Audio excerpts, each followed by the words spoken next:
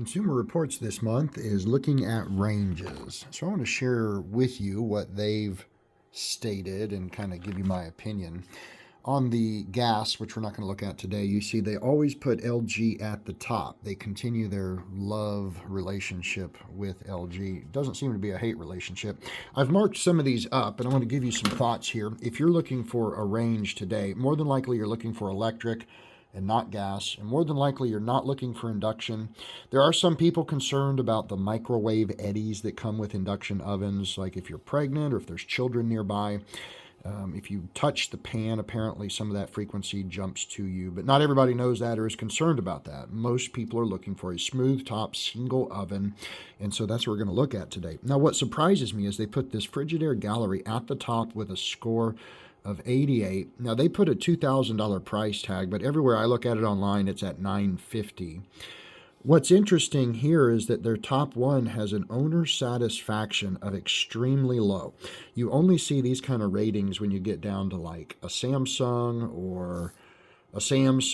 oh wow, or yep, go figure, a Samsung. So this is the thing about Frigidaire. These are renter grade, if you will. Even the gallery, a little bit nicer, but still just cheaper made. You know, they're substituting parts. A lot of companies are getting into this just to try to stay in the market and compete. GE Profile, amazingly, is next. They actually put something above an LG. I will tell you, just about anything GE Profile you get is going to be good. It is made in America, although we know that Haier is a Chinese brand. LG, of course, coming in next. They give this one the dollar sign, this LRE. And I'm going to show you these units. They have it marked at 850. And here's the next one I want to talk about is the GE JB735. This is a freestanding unit. It's a lot cheaper than they said. This unit is actually discontinued. Then they have the Bosch.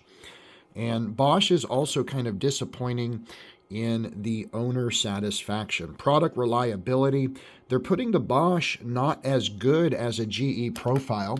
And let's take a look here. This is what the LG looks like. And they had it the best price. It's at about $700. Then they have this Frigidaire. This is the top one.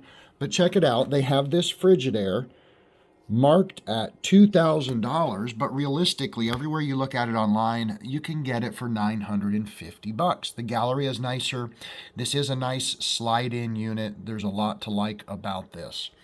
The other unit was that Bosch, and the reviews on this are realistic. That I've seen 3.5 review on this for the Bosch 800. Normally your 800 series are nicer, but Bosch has really dropped the ball on certain things. Again, they're just like Frigidaire. They've had to cut corners to stay in the market. Now, I'll show you this. This is the GE unit that they put. This is a great range. I actually own this range. I love it. Haven't had any problems with it. But the item's discontinued. So let me ask you this. Why is it, yet again, that they're using current models for LG and then they're putting discontinued models for GE? I brought this to attention about a year ago in a Consumer Reports review they did on dishwashers, and the only real GE unit they had was one that was discontinued. Then they had another unit that was only ADA compliant, so they didn't have any realistic models that you could walk in the store and find. It really just makes me wonder if there's something behind the scenes with Consumer Reports where they love LG. They've got some vested interest. I mean, is it because the people behind the scenes have invested highly now that they have their U.S. plant? Or, you know, I mean, maybe I'm a conspiracy theorist. I don't know. But they always do seem to just put LG at the top of everything. And I don't think they deserve that spot. And it's not just my opinion. I talked to a lot of technicians, and a lot of them are expressing the same things. Now, LG has their one-off units that seem to make it a good 10, 15 years, but today everything's changing. Bosch is not what it seemed to be before.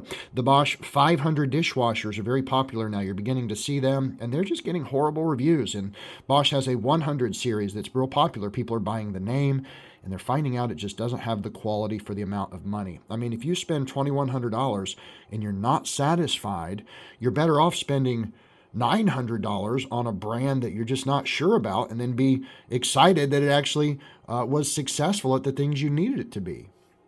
Again, I like the GE profile. Just about everything you get GE profile is going to be dependable. I'm also disappointed to see that there's no Whirlpool. Am I missing something here? Where's the Whirlpool at? Where is the American-made Whirlpool? Where's the Maytag? They're gone. Now, I'm just blown away at this. I mean, what is going on with Consumer Reports? You see it over here also. Again, cafes are really nice, but you're basically looking at a bunch of Asian brands. Even if you get into Frigidaire, arguably as a European brand being manufactured in Mexico, so it's made in the Americas, if you will. Where's the American-made appliances with Consumer Reports? I don't understand. And when you look at the stats over here, everything is stacked. You see a lot of satisfaction in the cooktops, the baking, the broiling. Those are the most important things. Everybody's gone to a super huge oven capacity these days. Self-cleaning, which really steam clean is a safer way to go. And so when it comes down to apples, who's making it? How durable is it? Can LG be trusted? And certain units, yes.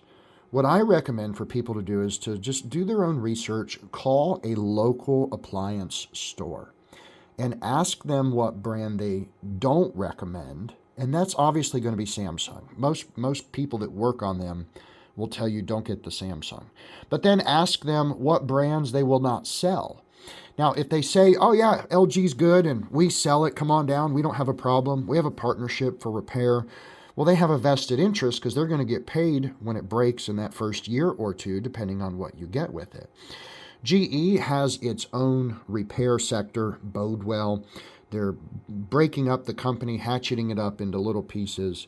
So, why is it there's no Whirlpool? Why is it there's no Maytag? Consumer Reports really needs to answer for this. Why are they putting discontinued units, but everything with LG, they're putting, hey, it's great, but then when you really dig into it, LG.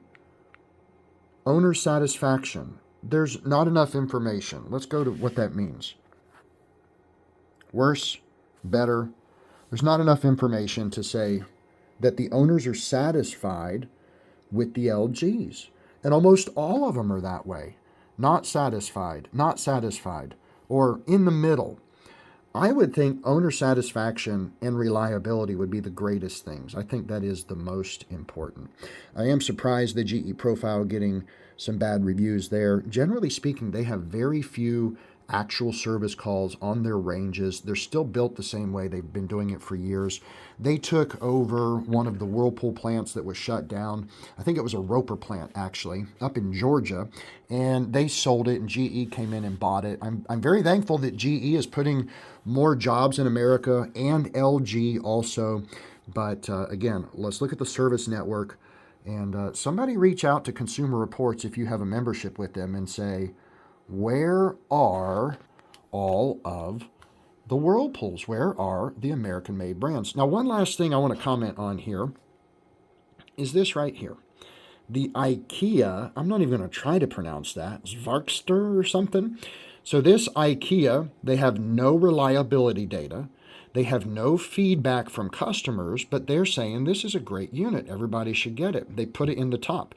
They've obviously put it over the Whirlpools, but IKEA never makes any appliances. And I want to show something to you. I want to expose them here because notice what they do. This is induction. Frigidaire's up there at the top. Profile, I agree with those. And then they have this IKEA for $1,400. But check this out. I want to show you the truth, okay? Now, this is IKEA's website. This is that particular unit. And there's the price for it. Now, I want you to get a good look at this unit because this is a Frigidaire, or if you will, an Electrolux unit. This is a Frigidaire gallery, and it is just about identical.